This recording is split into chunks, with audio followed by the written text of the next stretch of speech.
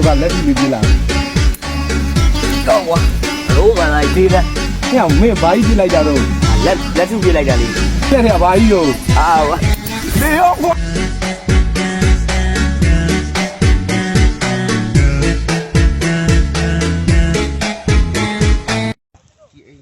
မင်းတက်ချက်ကြီးမဟုတ်လားဟုတ်ရနော်တက်ချက်ကြီးအေးတို့မအေးမင်းတို့ကောင်းနေနော်ငါလေးမပြောတော့ငါဘာမလုပ်တော့မင်းကို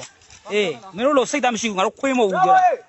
အေးစင်းနေငါပေါင်လို့ပြင်မကြလားစိတ်ကူမယ်တိလားအေးနာမည်ဘယ်လိုစိုးအောင်လားအေးအစင်းနေငါပူပြင်မယ်နော်အေးအစင်းနေကြလားငါတို့လူသားဆန်နေကြလားရေးတောင်းမလားအေးရောရေးကြားတရားရုံးကမင်းအောင်လိုင်းတို့ဖွဲ့ကိုဖမ်းဝရမ်းထုတ်တယ်ဆိုတော့ကိုယ့်အောင်လာဖမ်းမှာလား